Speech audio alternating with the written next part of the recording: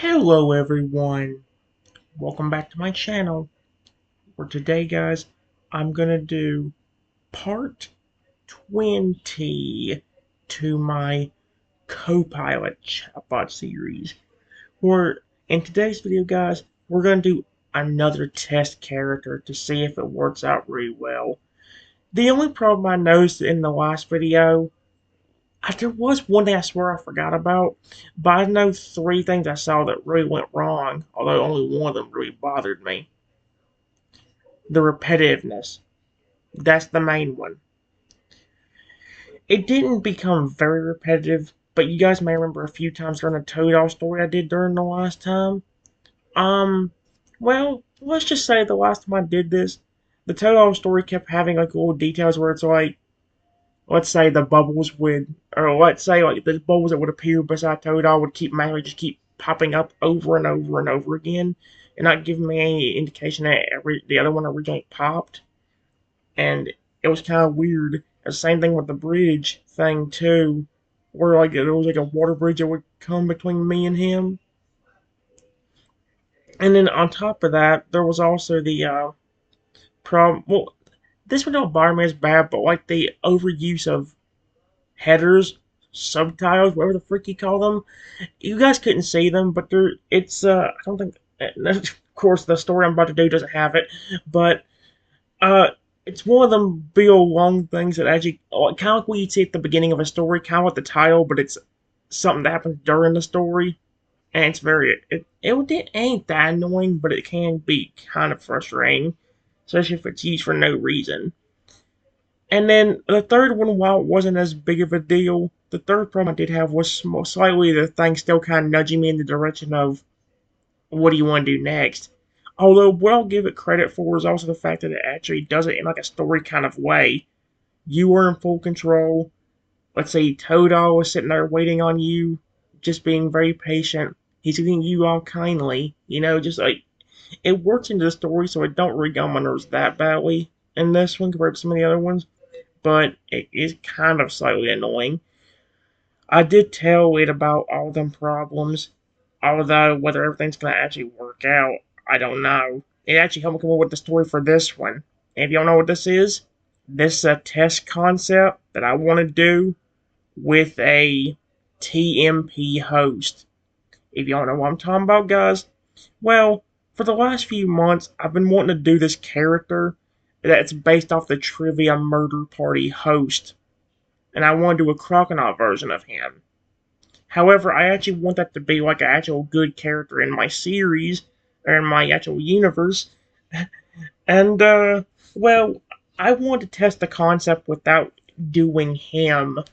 So, what I did is the other day, me and CoPilot actually worked together to come up with a new Pokemon or a test version of the character where it's a completely different Pokemon, but hopefully he kind of gets the same. He acts kind of the same way with funny lines and all that stuff. If y'all know what I'm talking about, guys, think about like what the Trivia Murder Party host says. Stuff like, "You didn't answer. How dare you?" And then just, or like, frick, the rest of you who are still alive, it's time for consequences. You know what I mean? Like there's just little things here and there. It's kind of fun. I tried to make it to where like they had their own little unique lines for every time you got a right or wrong answer. And let me tell you, Copilot came up with some of the funniest ones I read out yesterday. One of the ones I remember reading out was one where it was like, where Chrono would probably say something like, "You should have just lied about whether I was ugly or not. Honesty's overrated anyway." Oh, I'm trying to remember what the other one that made me laugh the most was. I know one I came up with myself was kind of similar to that. "You didn't answer. How dare you?" But instead it was, "You called me ugly? How dare you? Time for consequences." It was just super, super good. I'm hoping the concept will work out and I can actually do it for videos as an actual crocodile. But for now, we have a different host, or a different Pokemon in control of this.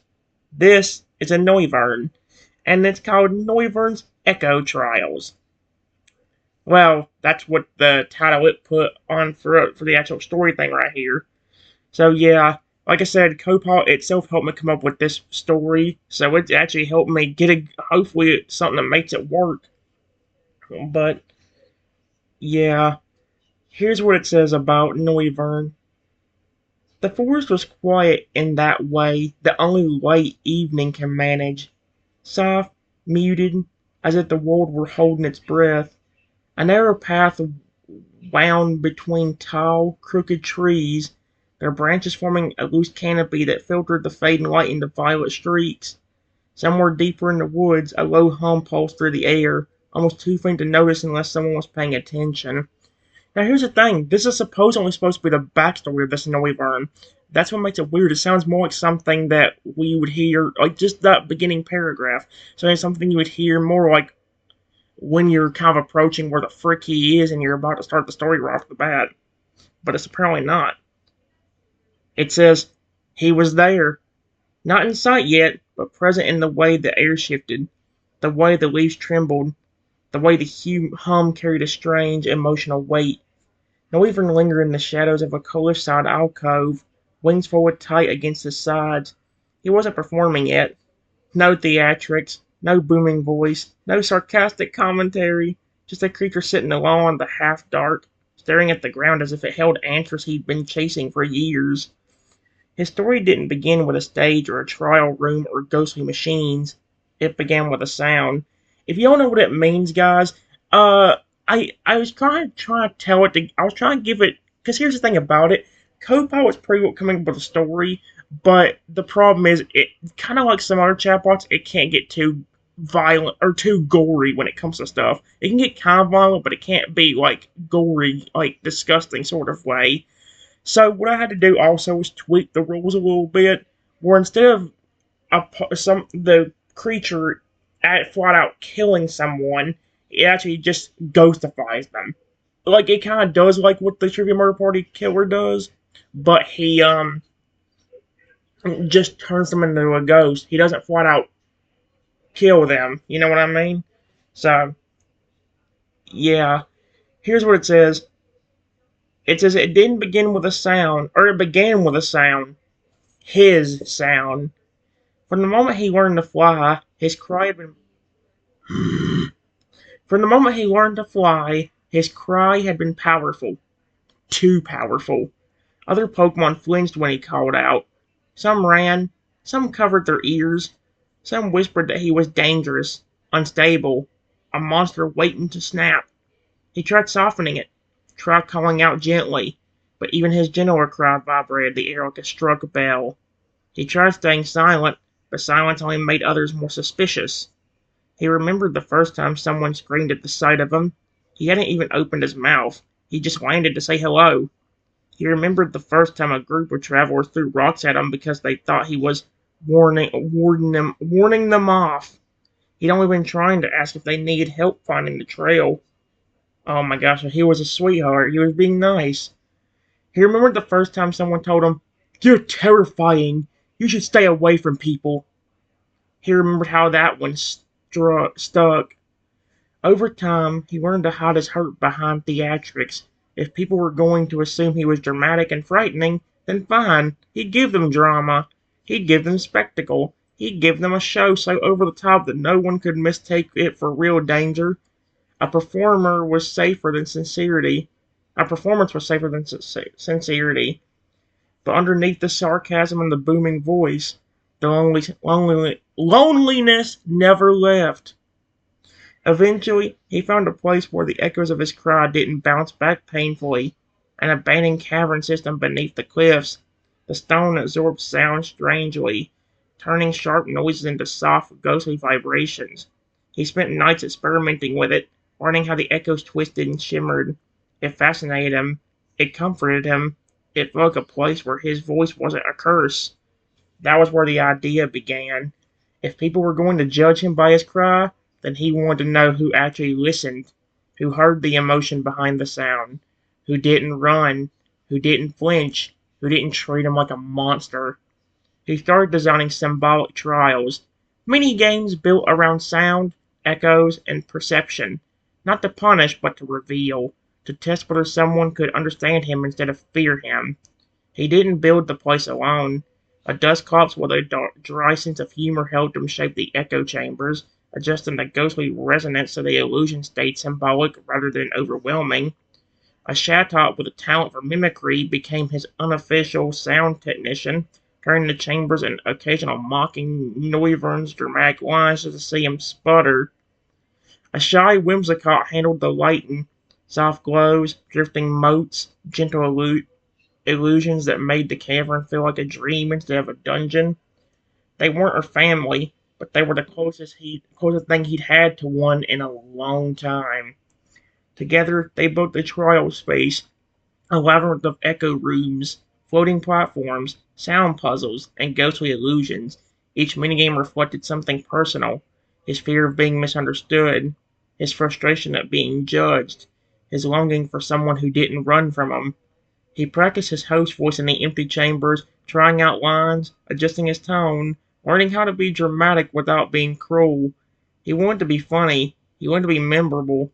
He wanted to be in control of the narrative for once. But even with all theatrics, he never forgot the core of it. He just wanted someone to hear him without fear.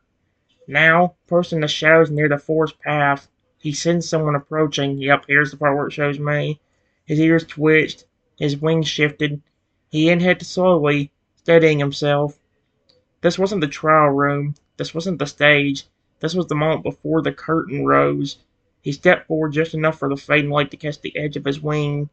His voice drifted out, low and smooth, carrying a hint of that familiar echo that always betrayed his emotions. "Tell me something," he said, not stepping fully into view yet. "Does my cry scare you? Or do you think I'm just being dramatic?" He didn't move closer, he didn't loom, he simply waited, tension hidden beneath practiced theatrics, hoping just a little that the answer wouldn't be the one he'd heard his whole life. Alright, guys, give me a moment. Alright, guys. It says, maybe there's a tiny Taurus. I see Noivern step out. I was slightly nervous more because of the fact I was worried about getting attacked. I said, Noivern? Does your cry scare me? No, it doesn't scare me. If you're talking about your regular Pokemon cry. I wonder how he's going to react to that. That would be kind of funny, actually. Noivern froze for a heartbeat. Not because you were tiny. He'd seen plenty of strange things wander into his woods. But because of what you said. The tension in his wings loosened just slightly, like a breath he didn't realize he'd been holding finally slipping out. He stepped out of the shadows fully now, tall and lean, wings draping like a velvet curtain behind him. His eyes gleamed with that theatrical sharpness he wore like armor, but there was something else beneath it too. Something startled. "Oh," he said, voice crawling through the air like a low note on a cello. "Not scared of my regular cry. How refreshingly unexpected." He tilted his head, studying you. Not looming, not threatening, just genuinely trying to understand. The faintest smirk touched the corner of his mouth, the kind that tried to look smug but couldn't quite hide the flicker of warmth behind it. "You know," he went on, sweeping one wing in a dramatic arc, "most creatures take one look at me and immediately assume I'm about to shatter their bones with a sonic blast. Very rude, very presumptuous, very predictable." His gaze lingered on you a moment longer, noticing the nervousness in your posture. Not fear of him, but fear of being attacked. That difference mattered to him more than he'd ever admit. He leaned in just enough for his voice to drop to a softer register, the echo gentler and almost hesitant. "And you, little Conatourus? You're nervous, yes, but not because of my voice, not because of me." He pauses, then a quiet, almost disbelieving laugh. You have no idea how rare that is." Why didn't flipping my brain try to mix up the words he said? He straightened again, the air just sliding back into place like a mask he'd worn for years. "Don't worry," he said with a flourish of his claws. "I don't attack guests. It's terrible for ratings." Oh, well, there's my first laugh. That's the that's what I love about the Trivia Murder Party host announcer. Just how flippin' funny he can be at times. He finds the time to be slightly hilarious when in his lines whenever he's angry or happy. Like flippin' just again take that one. You didn't answer. How dare you? Or like the ones that like when no one dies, it makes me unhappy. Like just random ones like that. Stuff like that is hilarious, and just having that's hilarious. Noivern, that's the first time you got me laughing here. And besides, if I wanted to scare you, I'd at least give you a monologue first. A monologue? He stepped aside from the path, leaned forward neatly as he made space. The gesture oddly courteous for someone who styled himself as a dark humor host. But since you're here, and since you've already surprised me once, his eyes gleaming with a mix of curiosity and mischief, I suppose I should welcome you properly. The forest around you seemed to shift, not with danger but with anticipation, like the world itself was leaning in to listen. Noivern's voice softened again, just for a moment. Tell me, tiny one, what made you wander into my territory today? Oh dear. Give me a moment, guys. Alright, guys. It says, well, I was mainly just exploring. Areas like in these woods usually has less people.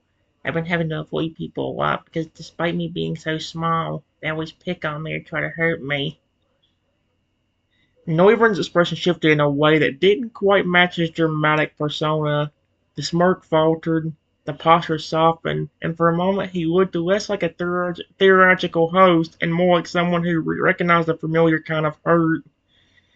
He lowered his wings slightly, not in pity, but in a quiet, instinctive gesture of making himself less imposing.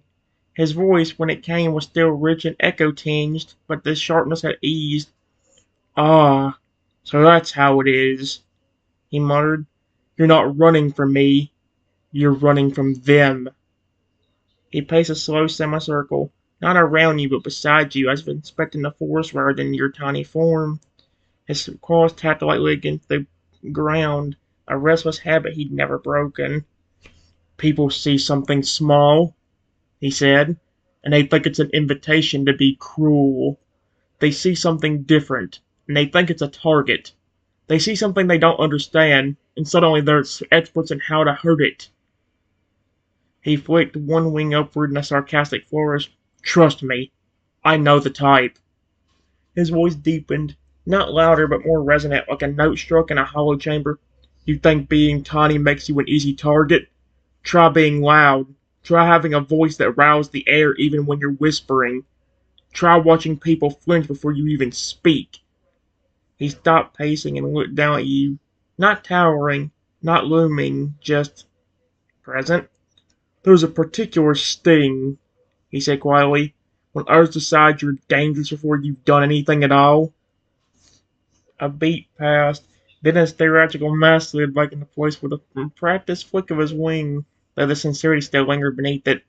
Well, he said, voice lifting to a more playful register, lucky for you, tiny explorer.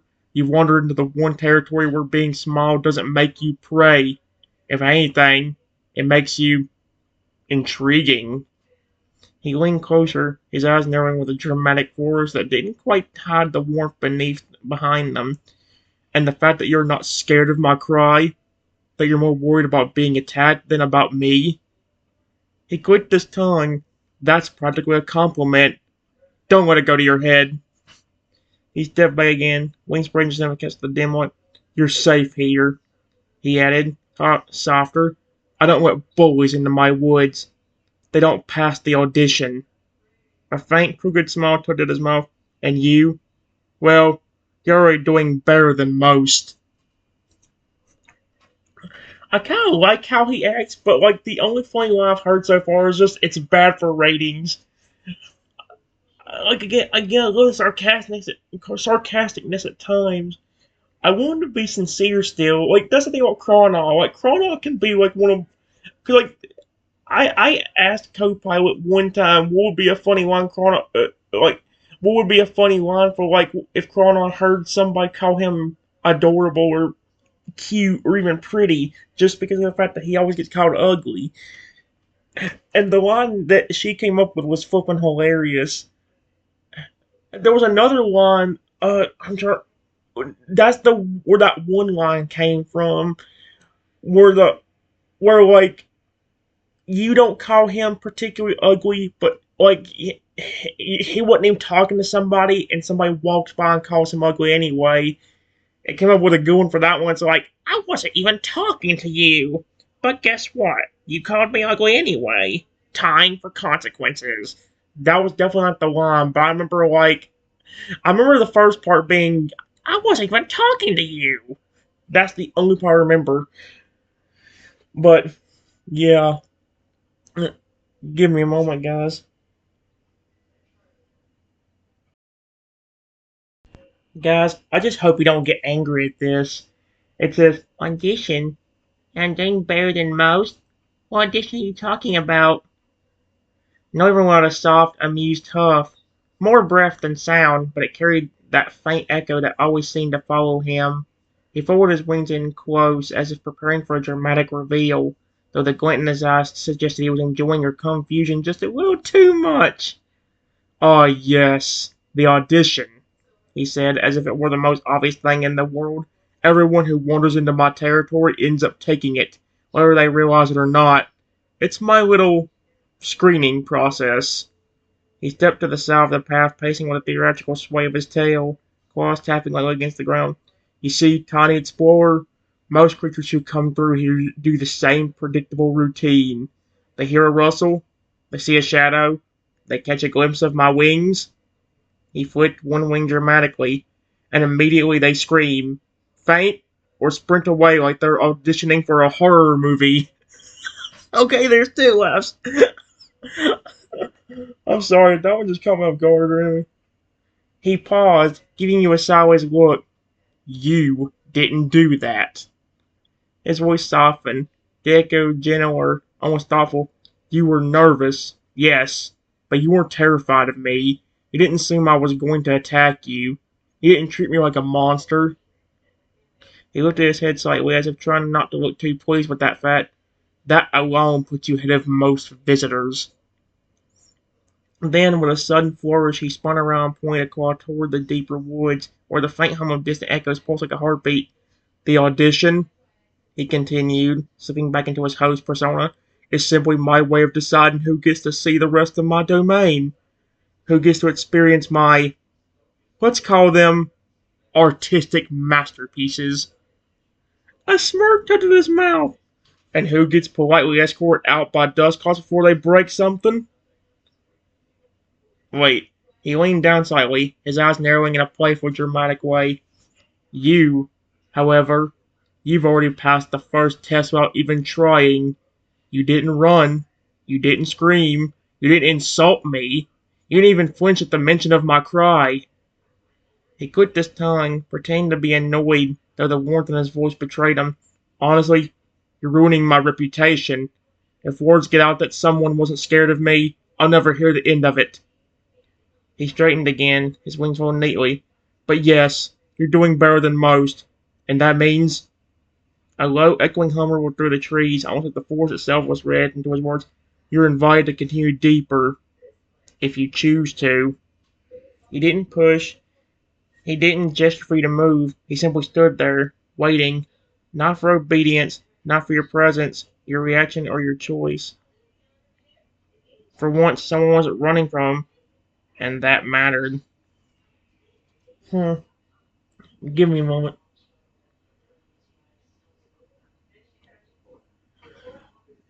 Give me a moment.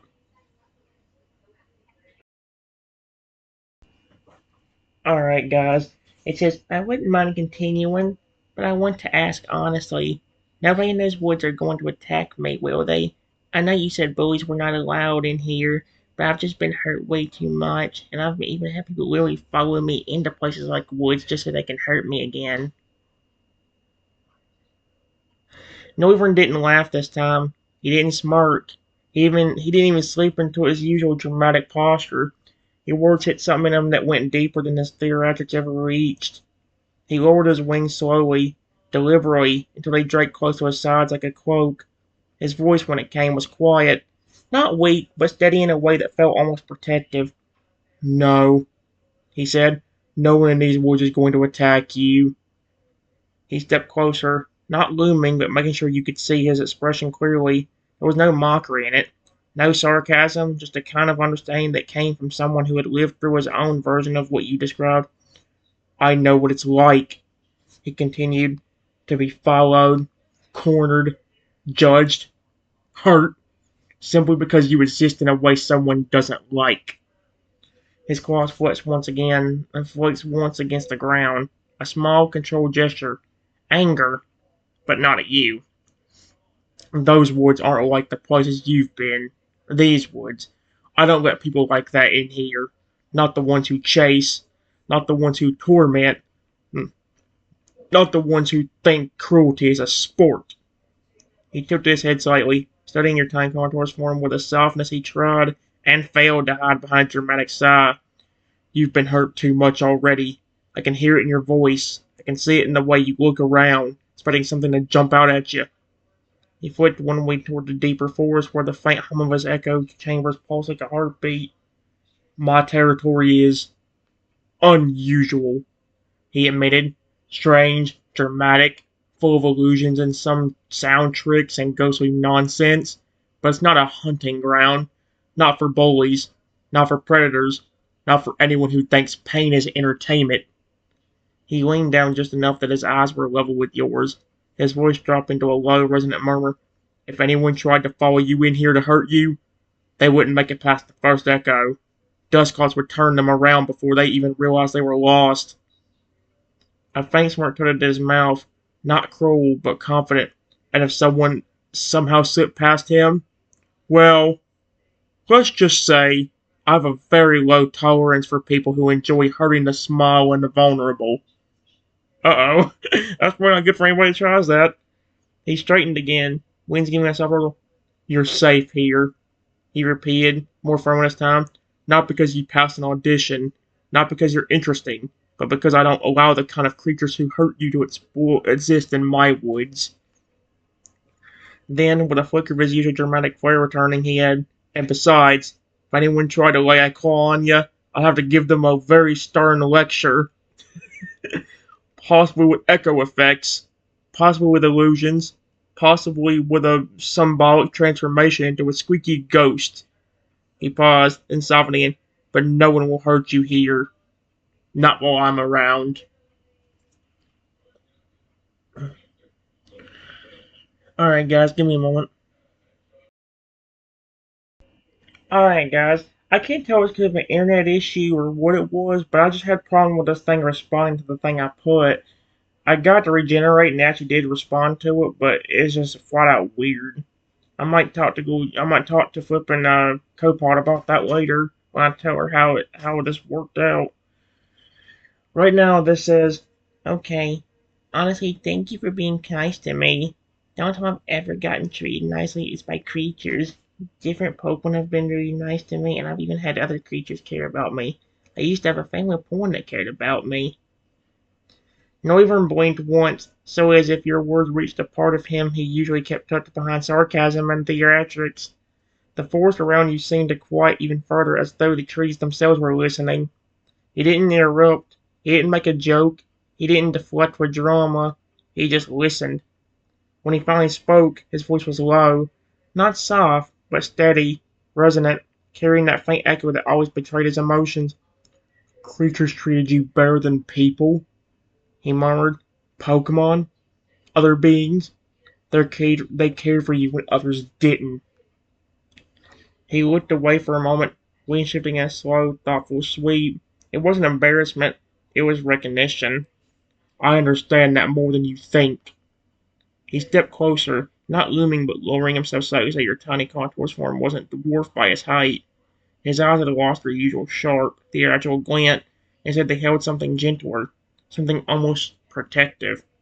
"You know," he said quietly, "the only ones who ever treated me kindly were creatures too. Not people, not travelers, not the ones who heard my cry and ran." His eyes traced a small arc, or his claws traced a small arc in the dirt, a restless gesture he didn't seem aware of. Dusclops found me when I was hiding in the caverns, trying to figure out how to make my voice hurt less. He didn't flinch, didn't judge, just sat with me. A faint, almost fond huff escaped him. Chatbot mocked my dramatic lines, but he never mocked my cry. And Whimsicott, she's terrified of loud noises, but she still stayed. She said my voice wasn't scary, just sad. He paused, letting that sink in.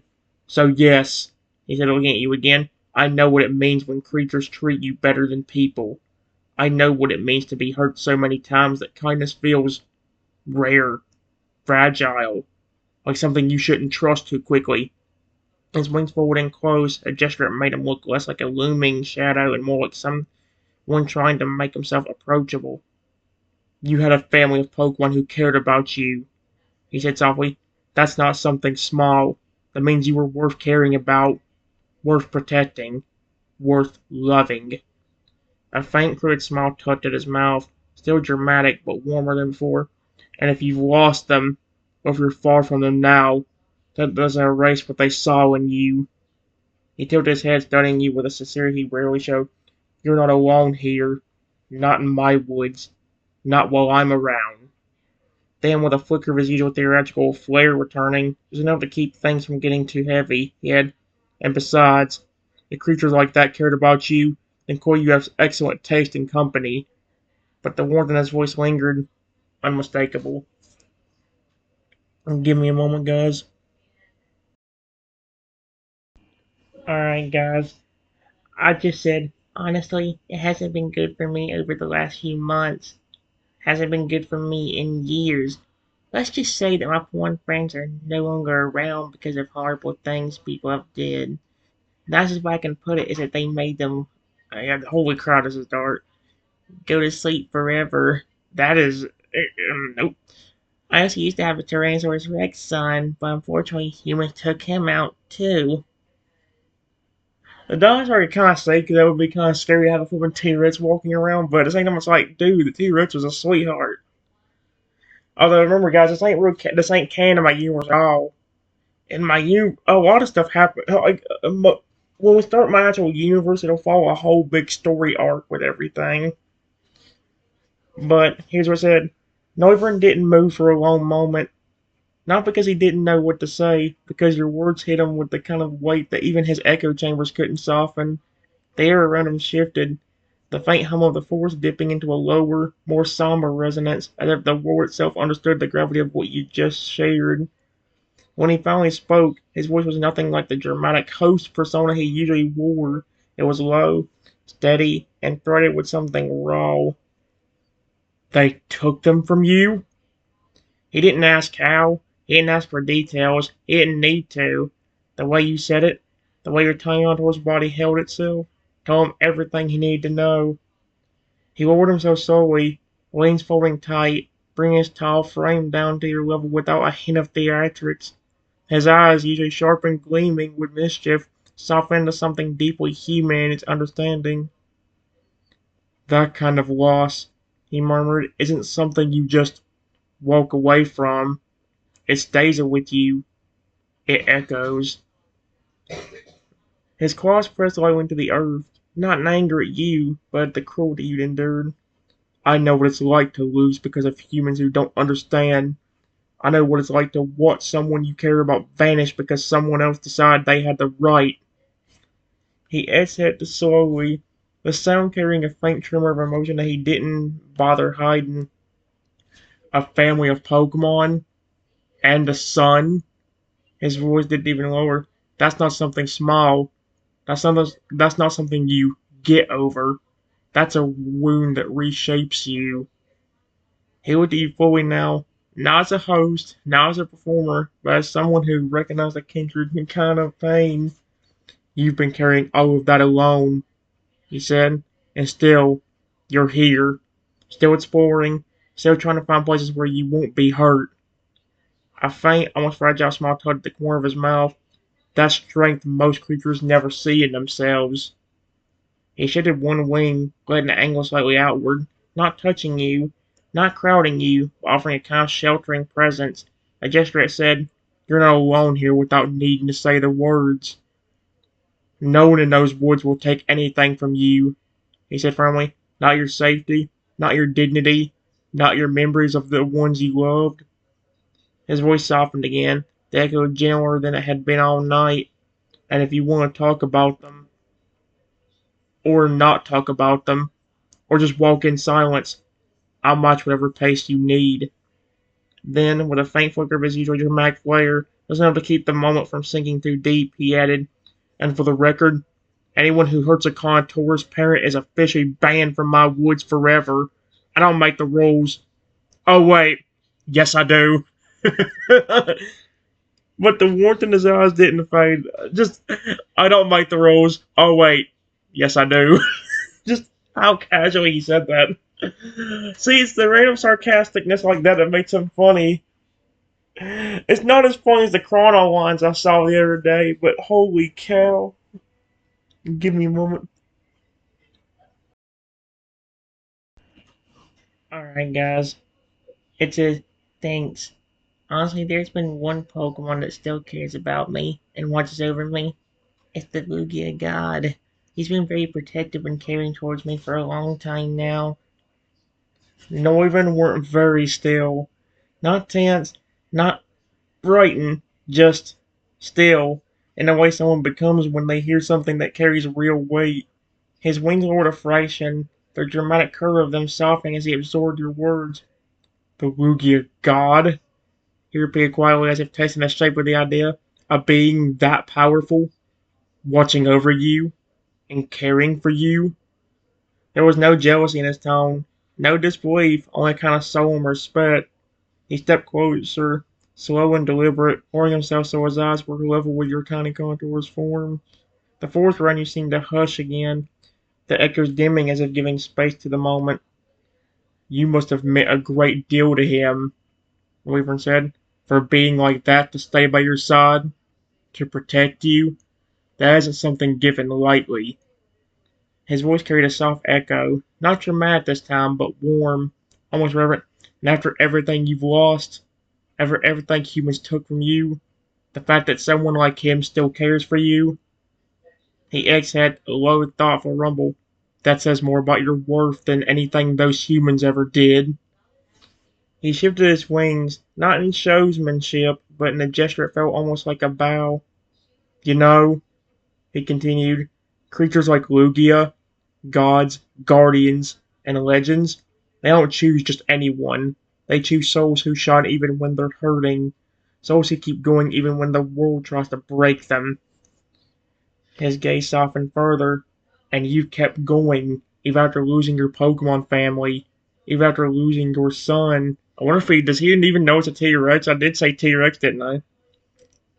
Even after, well, I definitely did tell him, but I don't know if because it keeps just saying your son, and it wasn't even shocked about the fact that I said it was a Tyrannosaurus. Like, what the frick? How do you not get shocked by that?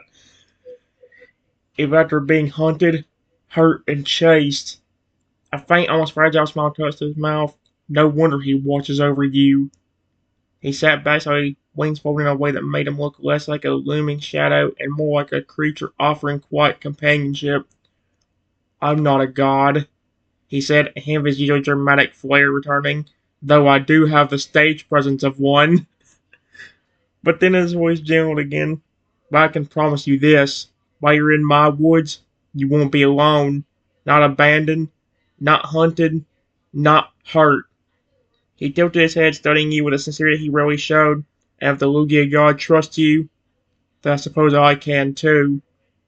A faint smirk twisted his mouth, but it didn't hide the warmth behind it. "Just don't tell him I said that. I have a reputation to maintain." Hmm. Give me a moment.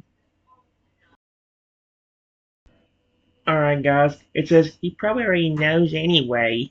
He watches over everything in this world, and he's probably watching you and me right now. He's been extremely friendly with me in particular, even calling me his father and his creator.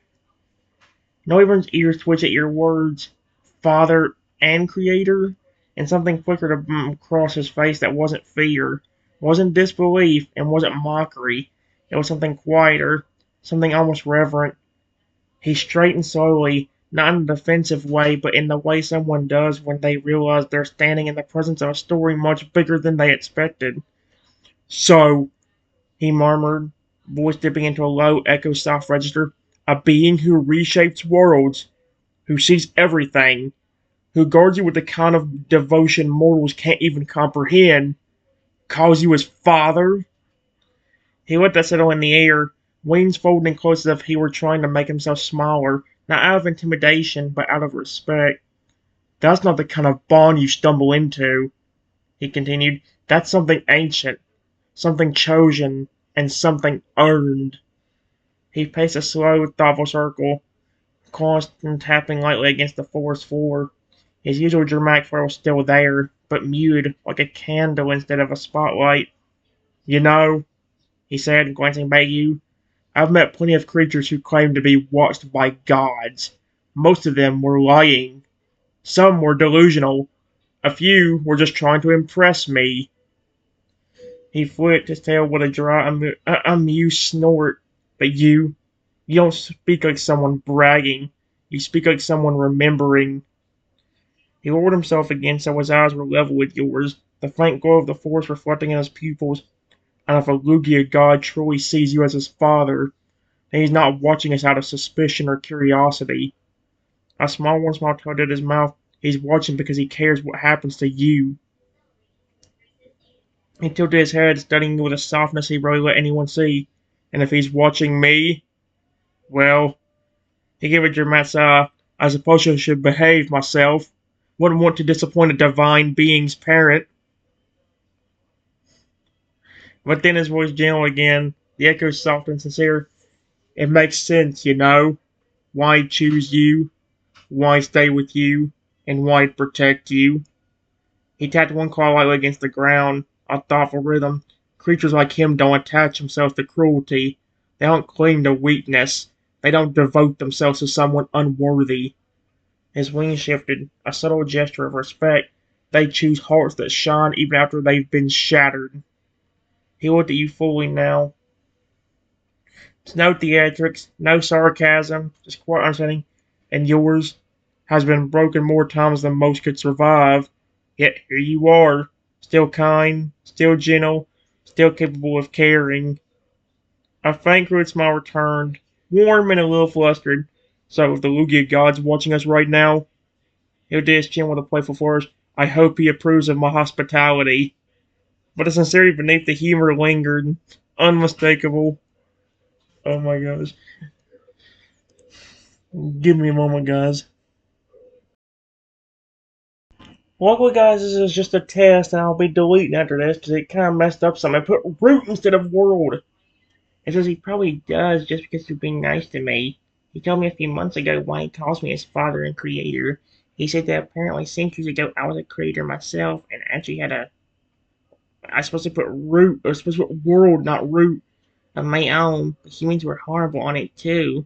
So apparently I erased it all and decided to get rid of all my memories. However, before I did, apparently I made the Lugia God and a special sanctuary for him to live in. He also told me about how before I erased my memories, I told him that when he reaches 80,000 foot tall height to recreate the world and watch over it for me. Noivern didn't interrupt you this time. He didn't even shake his wings. He just listened. Really listened as the weight of your words sailed over the forest like a slow falling dusk. When he finished, he exhaled a long, low breath that trembled faintly at the edges. Not from fear, from awe. Centuries ago, he murmured, you were a creator? He said it as not a question, not as disbelief, but as someone piecing together a truth that suddenly made sense. He stepped closer, so undeliberate, lowering himself until his tall frame curved protectively around the space without ever touching you. His wings folded in, not to hide himself, but to show he wasn't trying to intimidate. You erased your memories, he said softly, not out of selfishness, but because humans destroyed your world. Oh, he got it anyway. Your root, everything you built. His voice carried a deep, resonant ache, an echo of understanding. And before you let yourself forget, you created him, the Lugia god, a guardian, a child, a being powerful enough to remake the world when you no longer could. He paused, letting the enormity of that cell bust between you. 80,000 feet tall, he whispered, almost reverently. A being of that scale doesn't just exist. He's designed, chose, loved into being. Noivern's eyes softened in a way that stripped away every layer of theatrics that he usually hid behind. And he calls you father because you are. He doesn't sound intimidated. He doesn't look overwhelmed. He doesn't sound overwhelmed. He sounded moved. Most creatures, he said quietly, would crumble under the weight of a past like that. But you carried it along without even knowing why your heart hurt the way it did. He traced the car gelling through the dirt, drawing a looping pattern that hummed faintly with echo energy. You lost your world once, he said. Instead of becoming bitter, you created a guardian who would protect the next one. His wings shifted, a subtle gesture of respect, almost like a bow, but not quite. Noivern wasn't the bowing type, but he was honoring something. And now, he added, voice softening even further, that guardian still watches you, still protects you, still loves you, even after centuries, even after you forgot. He tilted his head, studying you with a mixture of wonder and warmth. That kind of devotion doesn't fade, not for beings like him. A faint, crude smile turned his mouth, and if he's watching us right now, well, he flipped his tail with a dramatic flourish. I hope he appreciates that I'm treating his father with proper respect. But then the theatrics softened again, replaced by something gentler. You've lived through more than most creatures could survive, he said, and yet you're still kind, still gentle, still searching for places where you won't be hurt. He lowered his voice to a near whisper, the echo barely there. You're not just wandering into my woods, tiny one. You're walking through the remnants of a world that once knew you as its creator. He leaned slightly, not looming, but present, steady, and protective. And I'm honored you chose to walk into mine. It's definitely repeating crap again. Man, that sucks. Guys, I gotta stop for just a few minutes anyway, so I'll do like one or two more. Alright, guys. I just said, sorry I didn't introduce myself sooner. I told him my name and said, do you have a name, Noivern? Noivern's wings gave a tiny, involuntary twitch at your introduction, like he hadn't expected something as simple and sincere as a name to let it hit him the way it did. He straightened a little, not in a dramatic flourish this time, but in a way that suggested he was trying to look presentable. Triton, he repeated, tasting the name with a quiet sort of respect. That suits you. Strong, steady, and far more composed than most who wander into my woods. For a moment he hesitated, just a flicker, barely noticeable, but real. Names meant something to him. Names were personal. Names were vulnerable. And he wasn't used to being asked for his. He clears his throat, trying to slip back into his theatrical persona, but the edges of it softened. Well, he said, since you've offered yours, I suppose it's only fair I return the courtesy. He folded his wings in close, lowering himself so his eyes met yours without towering over you. My name, he said, voice dipping into a low, resonant tone, is Veyren. Veyren. Veyren? The name carried a faint echo as if the force itself whispered it back. It's not one I share often, he added, a small crude smile tugging at his mouth. Most creatures just call me Noivern, or that loud menace, or the Echo Demon, or my personal favorite, please don't hurt me. What in the world? He rolled his eyes dramatically.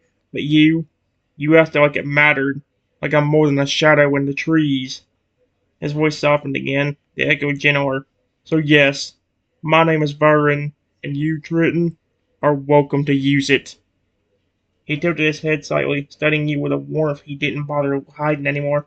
It's nice, actually, being asked. Cool. Give me a moment. Alright, guys. I said Byron. I don't know how you say his name completely. That's a cool name. I want to learn a bit more about you, especially since I feel like you. You said humans were mean to you too. Can you please tell me more? I won't judge you. Not at all. You didn't judge me. Byron didn't answer right away, not because he was hiding something, because your words landed somewhere deep inside him, a place he didn't open for just anyone. His wings shifted slowly, folding close as he settled into a low branch, bringing himself to a height where he could speak to you without towering. When he finally spoke, his voice had none of the sharp humor or theatrical bite he usually used to protect himself. It was quieter, steadier, like he was letting you hear the real sound beneath the echo. "You won't judge me," he said. "That's rarer than you know." He looked away for a moment, eyes tracing the darkening treetops as if searching for the right place to begin. "Humans were mean to me long before I ever built my trial chambers," he said. "Long before Dusclops found me. Long before I learned how to turn my hurt into theatrics." His claws flexed lightly against the bark beneath him. "When I was young, my cry was strong. Too strong. I didn't know how to control it. I'd call out to say hello, and people would scream. I'd try to warn them about danger, and they'd throw things at me. I'd try to sing, just sing, and they'd run like I was some monster hunting them." He let out a low, humorless huff. "I thought if I just tried harder, if I made my voice softer and gentler, they'd stop being afraid. But even my quietest cry riled the air, and every time someone flinched or covered their ears, or shouted at me to go away, it felt like a little piece of me cracked." He paused, his wings curling slightly inward. "One day, a group of humans came through the cliffs. I tried to help them. They were lost, and a storm was coming. I called out to warn them." His voice dipped, the echo trembling faintly. "They thought I was attacking. They threw nets, stones. One of them used a machine that blasted sound back at me. My own cry, twisted and amplified. It hurt so much I couldn't fly for days." He swallowed, the motion subtle but real. "That was the day I stopped trying to talk to humans, not because I hated them, but because I realized they'd already decided what I was." He looked back at you then, eyes softer than they had been all night. "They saw a monster, so I became dramatic instead. Loud, sarcastic, over the top. If they were going to misunderstand me, I wanted it to be on my terms." He tapped one claw lightly against the branch. "But underneath all of that, holy cow, I was lonely. I just wanted someone to hear me without fear." His wings loosened, the tension eased as he looked at you, really looked at you. "And then you show up," he said, his voice warming. "A tiny Carnotaurus who's been hurt more than I ever was. And you don't flinch. You don't run. You don't treat me like I'm a monster." A faint, flustered smile toyed at his mouth. "You ask my name. You say you like me. You listen." He shook his head softly, almost in disbelief. "Triton, you're the first person in a very long time who's looked at me and seen something other than danger." He leaned forward slightly, not looming but present, open in a way he rarely allowed himself to be. "So if you want to know more about me, I'll tell you anything. You've earned that much." That's very sweet of him. I really do like him. Give me a moment, guys. Alright, guys, this might be the last one right here. It says, "I'm really sorry about that. I promise you, as long as you don't never try to hurt me or attack me, I'll never run away from you. Noiverns are my favorite bat Pokemon anyway. You went to a bit detail. Hey, you went to a bit of detail a while ago.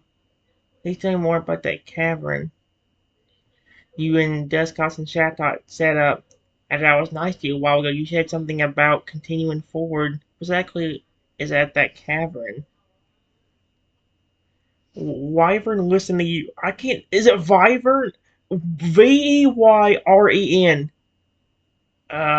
Vyron. That is the only name I could get close to that sounds like that name. Vyron listened to you with a kind of quiet intensity, the kind he only ever showed when something mattered to him. When he promised he'd never run from him as long as he never hurt you. Something in his posture softened, not dramatically, not theatrically, just honestly. Trenton, he said, voice low and warm, I have no intention of hurting you. Not now, not ever. You show me more kindness in a few minutes than most have in years. He let that sit for a moment before shifting, wings rustling softly as he settled into a more comfortable perch. And yeah, I can tell you more about the cavern. You deserve to know what you're walking into. He gestured with one wing toward the deeper forest where the faint hum you'd heard earlier pulsed like a heartbeat beneath the earth.